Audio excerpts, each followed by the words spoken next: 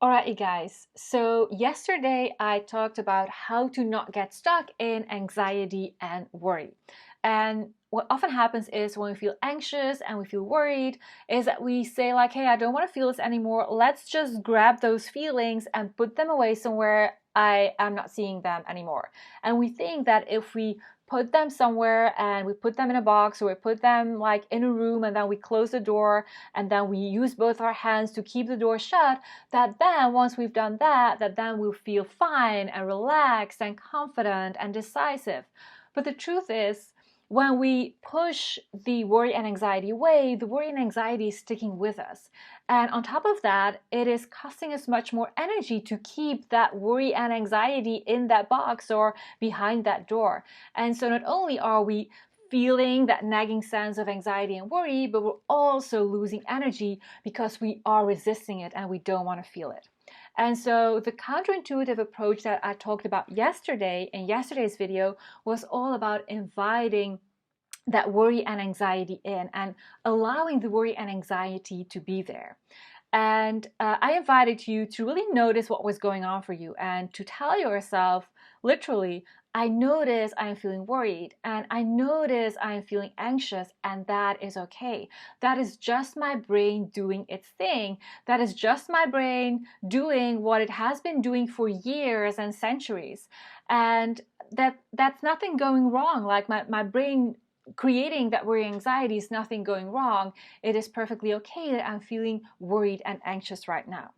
What I want to do now is I want to dive deeper into the worry and anxiety and that sense of feeling bad about ourselves. And I want to visit with you 3 places where the brain hangs out and does a couple of things. And when the brain hangs out there and does those things, then as a result of that, we are feeling worried and we're feeling anxious and we're feeling bad about ourselves. So what are the 3 places that our brain is taking us? Our brain is taking us into the past, the things that happened. Our brain is taking us into the future. And our brain is also in the here and now, in the reality as is. Now, our brain does a couple of things in these 3 places, and as I said, the things our brain is doing there is creating the worry and anxiety and that sense of feeling bad about ourselves. So when we look at the past, what's the brain doing there that has us feel worried and anxious and feeling bad about ourselves? Well, the brain goes in what I call the should have mode. And the brain decides to look at the past, at all the things that happened, and really look at it through the lens of, I should have done this, I should have said that, or they should have done this, they should have done that, or they shouldn't have done this, they shouldn't have said that. Like all the shoulds, and our brain is looking at the past through the lens of all the shoulds. Now, the interesting thing is that there's lots of judgment going on. And like looking at all the things that happened is not looking at like the past as a whole. It's just like taking bits and pieces of it and then wanting them to be different than they were. And it's as if we're like fighting the past, but the past is the past and the past happened and we cannot change the past. And so the result is that we're feeling anxious and worried and feeling bad about ourselves because we are like fighting the things that happened, and we're constantly telling ourselves that we should have done things differently or that they should have done things differently. And an important element here that comes out to play is the principle of hindsight. Like we're looking back at things with the benefit of hindsight. Like lots of things have happened between yesterday and today. Like now we see the result of the decision that we made yesterday. We see the result of the thing we said yesterday. We see the result of the thing we did or didn't do yesterday, or the result of the thing they did yesterday or last week or a month ago. And so we have that benefit of like things having been done and said or not having been done and said. And we have the benefit of having that real life feedback and that real life information. We have much more information right now than we had yesterday, than we had a week ago, than we had 6 months ago. And what is so fascinating, that lots of people have been making decisions 6 months ago, not even knowing that Corona would be on its way. And so now, of course, we can look back at all the things that happened in the past and say like, oh, I should have done this or I should have done that.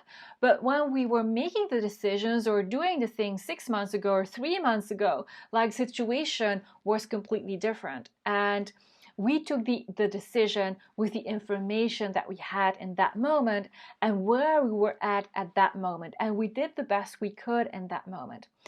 And what the brain does when looking back at things through that doom and gloom lens, through that tunnel vision of doom and gloom, through that tunnel vision of should have, I should have, or they should have, then we are not being fair to the person that we were or the person that they were. Because now we have the benefit of hindsight, and we can only have that when we have lived through things and things have been done and things have been said, and we're living with the result of that. And so when we are out there and our brain is out there in the past and looking at the past, not seeing everything and anything that happened, only seeing the quote unquote bad things, the things that should have been differently or should have been said differently or should have been done differently, then we create that worry and anxiety for ourselves and we feel bad.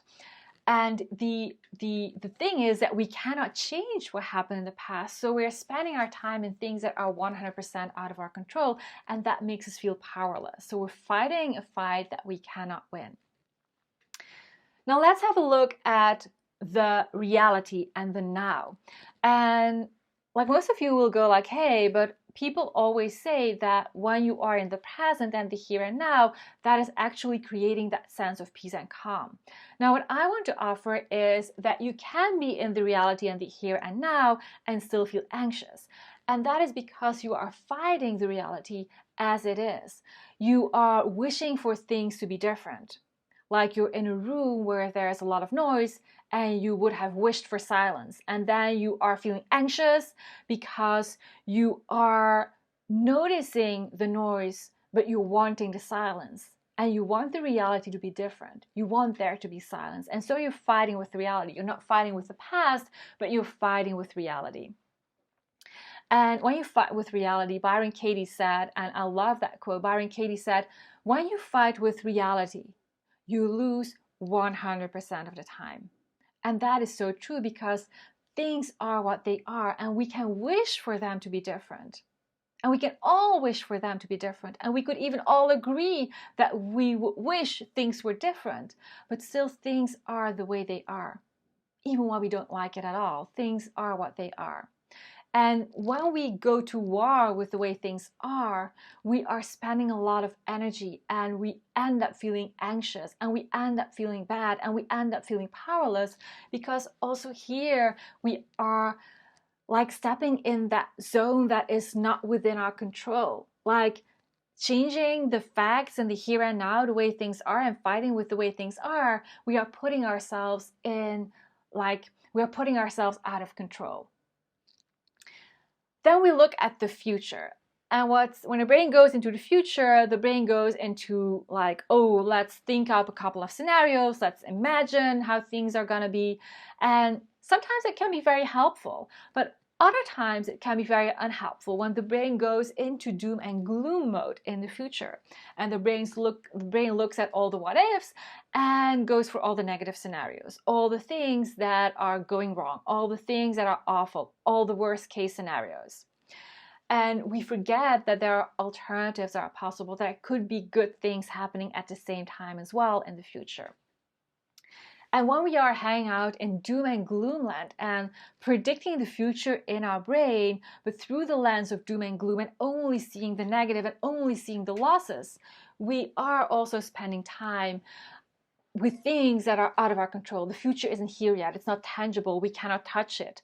Like it's something that is in our imagination and is not within our control. And so what's happening is, like when the brain is hanging out in the past and looking at things through the lens of doom and gloom and with the benefit of hindsight and then being mad at us, using that benefit of hindsight against us and telling us that we should have and that they should have, like when the brain is doing that, we take our power away, we are losing, we are creating losses for ourselves. We feel worried and anxious and feeling bad.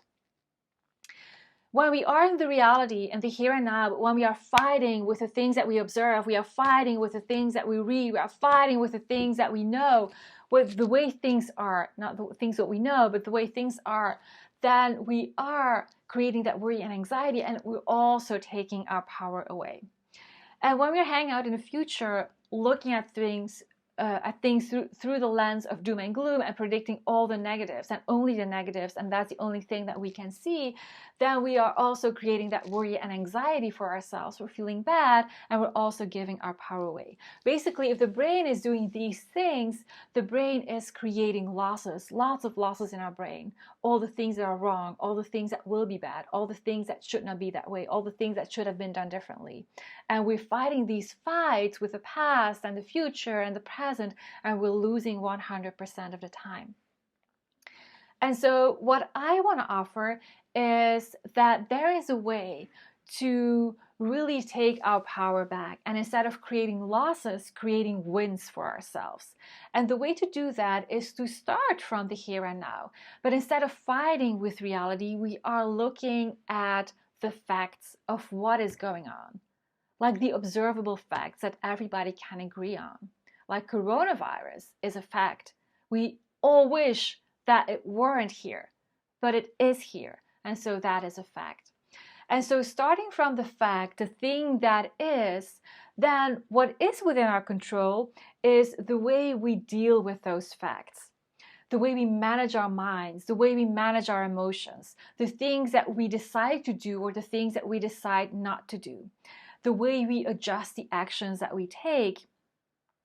And that is within our control. Those are the things that we can do. And by managing our mind, by managing our emotions, and by taking deliberate actions, coming from that place of feeling empowered and feeling at peace and feeling calm, from that place, we'll take much different actions than coming from this place where we feel worried and anxious and feeling bad about ourselves. So coming from this place, we will be taking actions that will be creating results, that will be changing the facts, and that will be having an effect on the facts as we can all observe them.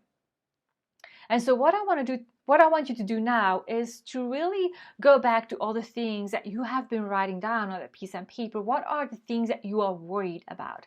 And then see what is going on in your brain. Are you in the past? Are you in the here and now, fighting with reality? Are you in the future, predicting only negative stuff to happen? And notice how that is creating the worry and the anxiety and that sense of feeling bad. And then I want you to really go back to the facts and really notice what are the facts right now. What are the things that are neutrally true? Like those are neutral facts. Those are just things that everybody can agree on. And then tomorrow I will give you a couple of tools to manage your mind around that and to manage your emotions around that and to take deliberate action on that.